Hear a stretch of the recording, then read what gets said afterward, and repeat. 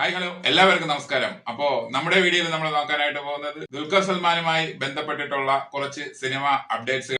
DQന്റെ upcoming മൂവീസിൽ മലയാളികൾ ഏറെ ആകാംക്ഷയോടെ കാത്തിരിക്കുന്ന ചിത്രമാണ് നവാസ് ഹിദായത്തിന്റെ സംവിധാനത്തിൽ ഒരുങ്ങുന്ന ഐ ആം ഗെയിം എന്ന ചിത്രം. ചിത്രത്തിന്റേതായി വരുന്ന ഏറ്റവും ലേറ്റസ്റ്റ് അപ്ഡേറ്റ് എന്ന് പറയുന്നത് ചിത്രത്തിൽ കയാടു ലോഹർ ജോയിൻ ചെയ്യും എന്നുള്ള അപ്ഡേറ്റ്സുകൾ വരുന്നുണ്ട്. പ്രദീപ് രംഗനാഥൻ നായകനായിട്ടെത്തിയ തമിഴിലെ ഡ്രാഗൺ എന്ന ചിത്രത്തിലെ 3 നായികമാരിൽ ഒരാളായിരുന്നു കയാടു ലോഹർ. അതുപോലെ തന്നെ വിനീത് ശ്രീനിവാസൻ നായകനായിട്ടെത്തിയ ഒരു ജാതി ജാതകം എന്ന ചിത്രത്തിലും ഒരു പ്രധാന കഥാപാത്രമായി കയാടു ലോഹർ എത്തിയിട്ടുണ്ടായിരുന്നു.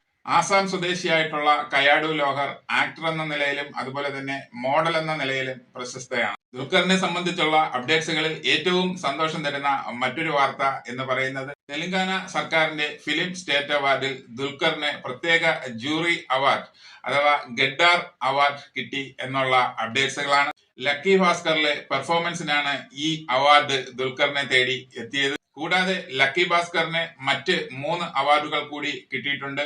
മൂന്നാമത്തെ best film, best screenplay writer Venky Atlu, അതുപോലെ ബെസ്റ്റ് എഡിറ്റർ നവീൻ നൂലി എന്നീ 3 അവാർഡുകൾ കൂടി ലക്കി ഭാസ്കറിന് കിട്ടിയിരിക്കുകയാണ്. നമ്മുടെ സ്വന്തം ദുൽഖറിന് ഇങ്ങനെയുള്ള അംഗീകാരങ്ങളൊക്കെ കിട്ടുമ്പോഴാണ് നമ്മുടെ ദുൽഖർ എത്രമാത്രം സിനിമയിൽ വളർന്നു എന്ന് നമുക്ക് മനസ്സിലാക്കാൻ കഴിയുന്നു. ഒരു പാൻ ഇന്ത്യൻ താരമായി വളർന്നുകൊണ്ടിരിക്കുന്ന അല്ലെങ്കിൽ ഒരു പാൻ ഇന്ത്യൻ താരമായി മാറിക്കഴിഞ്ഞിരിക്കുന്ന നമ്മുടെ ദുൽഖർ മലയാളികൾക്ക് അഭിമാനം തന്നെയാണ്.